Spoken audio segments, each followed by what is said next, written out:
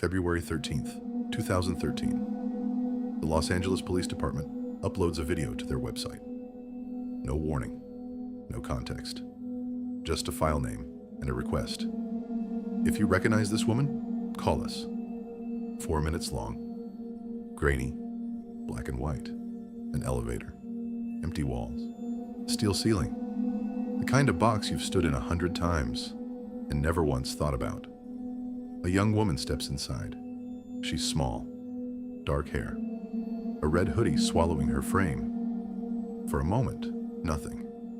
Just a girl, waiting for doors to close, the way doors always close. They don't. She presses a button, then another, then several at once, her fingers stabbing at the panel like she's trying to outrun something only she can see. The doors stay open. She steps out, looks left, looks right. Nothing there. Nothing anyone can see. Not her, not the camera, not the millions who would later freeze this frame and zoom in until the pixels turn to static, searching for a shape that wasn't supposed to be there. She steps back in, presses herself into the corner, flat against the wall, the universal posture of a person hiding from something. Hiding from what? The elevator doesn't move. She raises her hands, slow, deliberate gestures, the kind people would later describe as conjuring, as if she's speaking to someone who isn't in the frame, someone the camera didn't catch, or someone who was never there at all. And then she walks out of frame, left side of the shot. Gone. The video keeps rolling. The hallway sits empty. The elevator doors open and close, open and close. Smooth now, unbothered, like the building itself has exhaled. This is the last footage anyone would ever see of Elisa Lam alive. 19 days later, they'd find her body somewhere no guest was ever meant to look. But before we go to the roof, we need to go back to the beginning. Because to understand what happened in that elevator, you first have to understand where she was staying. A hotel that had been swallowing people long before she checked in. Chapter 1. The girl who vanished from the elevator. Her name was Elisa Lam, 21 years old, a university student from Vancouver, Canada.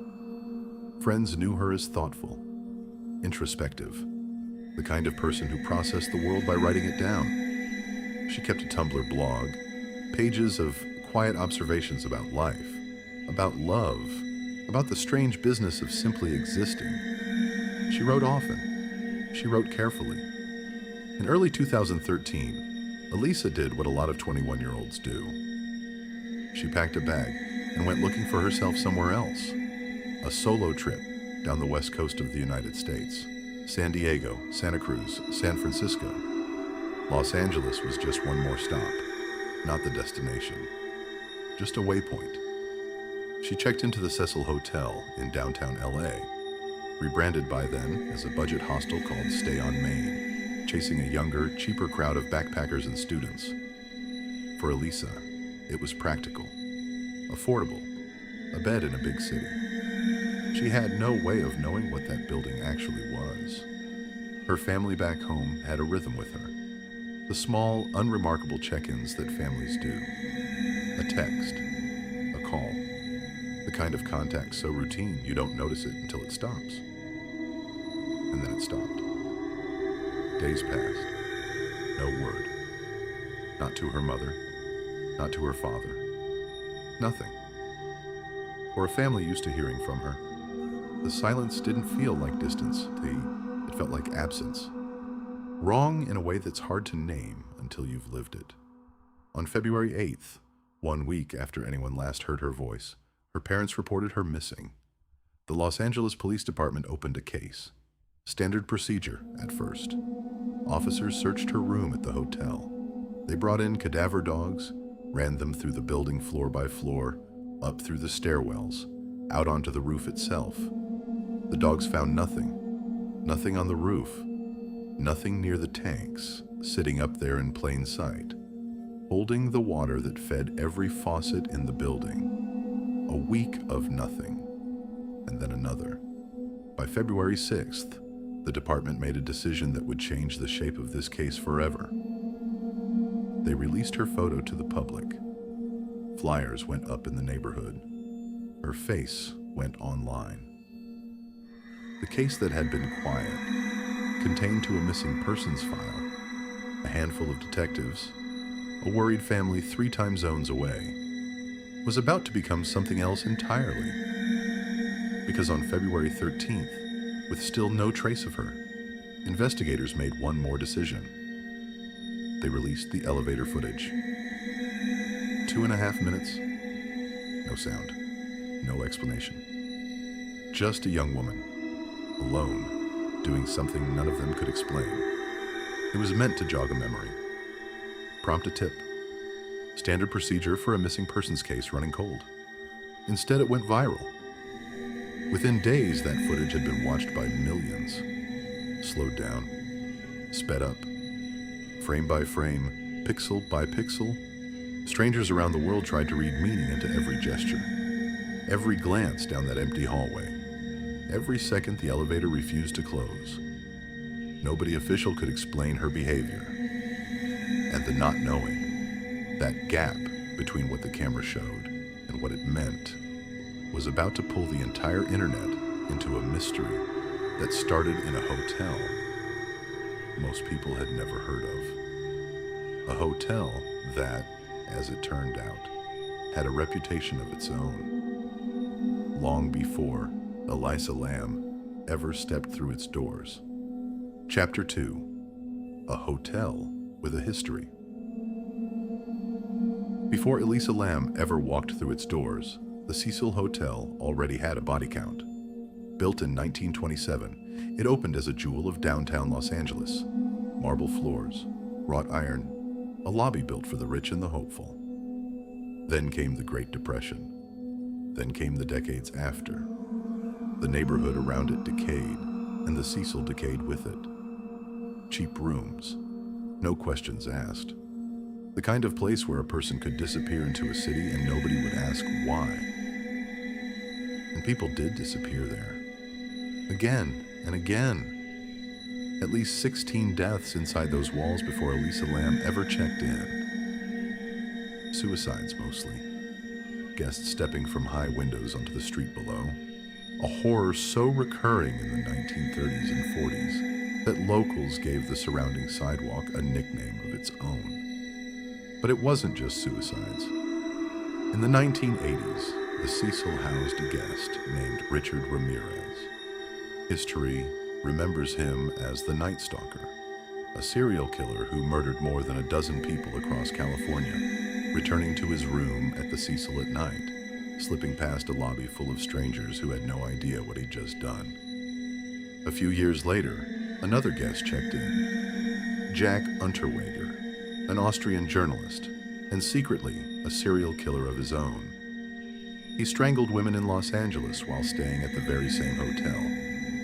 In the very same halls, Ramirez had walked before him. 2 killers, 1 building, separated by less than a decade. By the time Elisa Lam arrived, the hotel had rebranded Stay on Main, a name meant to scrub the past clean, to turn a haunted address into a hip, affordable hostel for backpackers and students.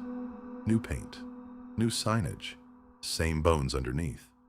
A former hotel manager would later put it simply, reflecting on decades working inside those walls.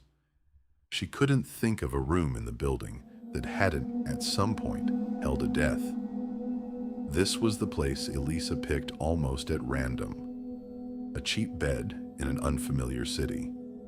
She had no way of knowing what she was walking into. A building that seemed, to those who study it, less like an address and more like a pattern. A place tragedy kept returning to. Whether that pattern was coincidence or something else is a question we'll come back to. But first, the search for Elisa Lam was about to consume 19 days, and every one of them would matter. Chapter 3: 19 Days of Silence. A missing persons case runs on a clock most people never see. The first 48 hours are the loudest. Search parties, canvassing, the frantic hope that a person has simply wandered off and will wander back. After that, the silence gets heavier. Day by day, the case moves from she'll turn up to something is wrong. For Elisa Lam, that clock ran for 19 days.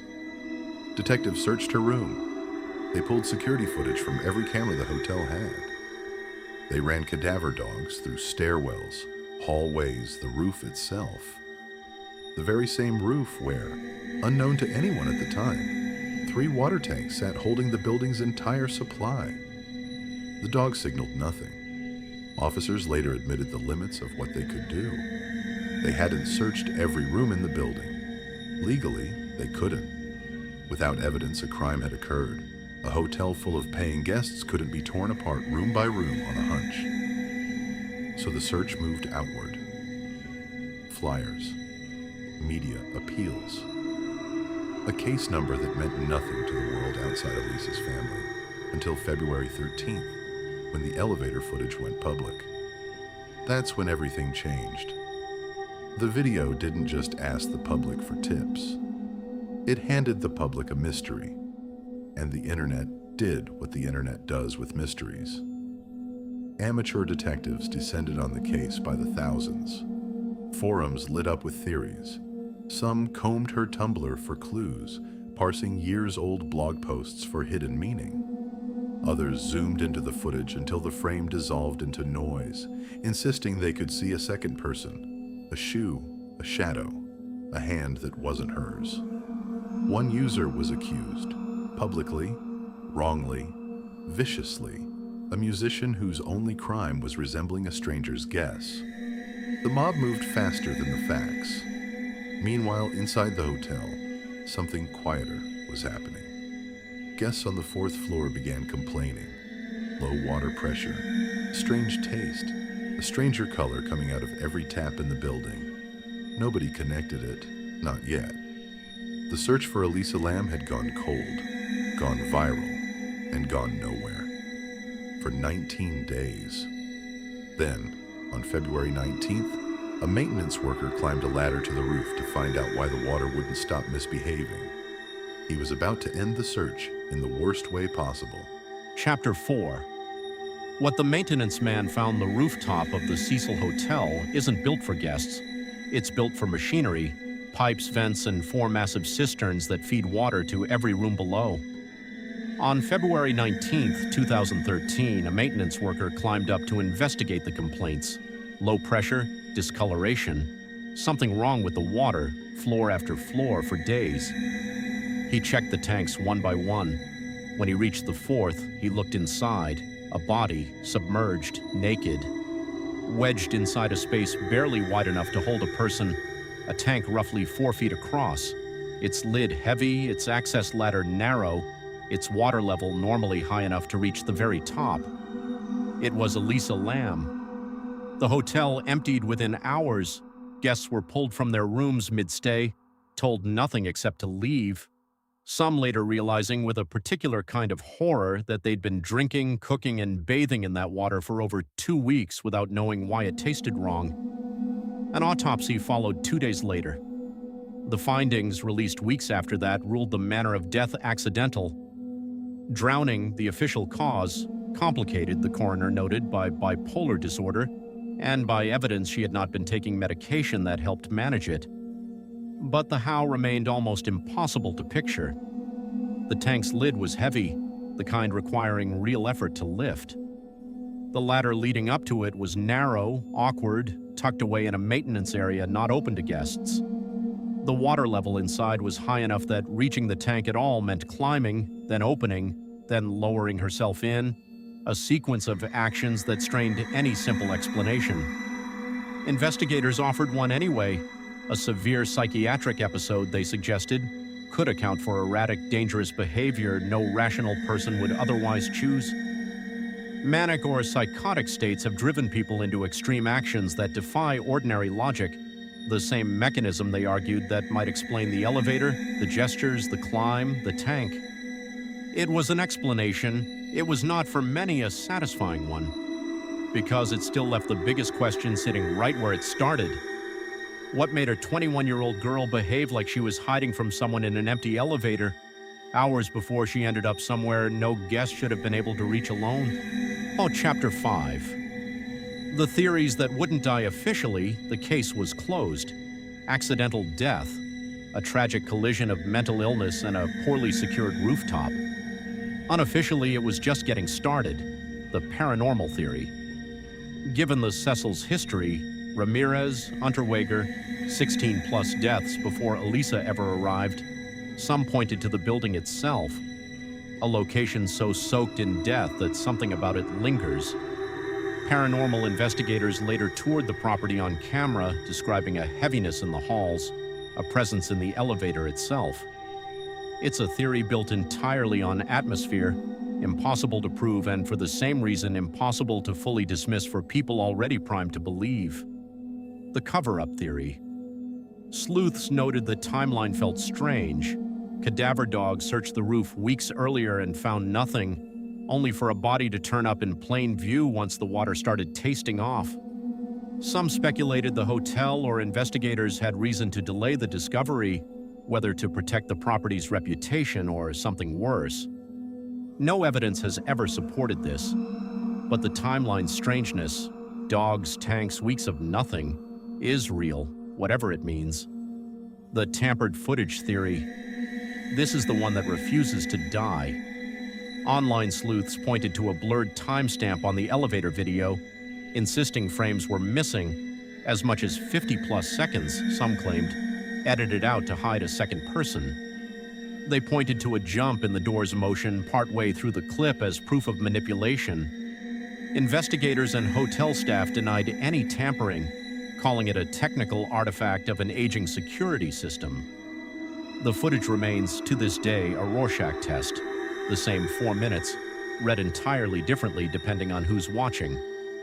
The medical explanation, the quietest theory, and the one investigators ultimately settled on. Severe psychiatric crises can produce exactly this kind of behavior: disorientation, fear of unseen threats, movements that look scripted to an outsider but feel to the person experiencing them entirely real. It doesn't require a conspiracy. It doesn't require a ghost. It requires only that a young woman, alone in an unfamiliar city, was in the middle of a crisis nobody around her could see.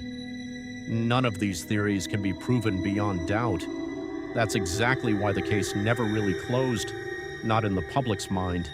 A verdict was reached. A mystery wasn't. Chapter 6. What the case left behind. Elisa Lam's case never really ended. It just changed shape. It became a Netflix docuseries, a 2-hour paranormal special, songs written about her final moments, a horror film borrowing her story's shell while changing its ending. Even a video game character built around a disappearance too similar to ignore, criticized at the time for turning a real death into a plot device. Her name attached forever to a piece of footage she never consented to have watched by millions. That's worth sitting with for a second. Before she was a mystery, she was a person, a student, a writer, someone's daughter, in the middle of what her own family and doctors would later understand as a mental health crisis. The internet turned her worst hours into entertainment before anyone really understood what they were looking at. It's a pattern true crime keeps repeating. The case that grips the world is rarely just about the crime. It's about the gap, the space between what a camera shows and what actually happened inside it. In that gap, people build ghosts, cover-ups, conspiracies, anything but the plainer, harder truth, that mental illness can look inexplicable from the outside, and that inexplicable things are exactly what the internet can't leave alone.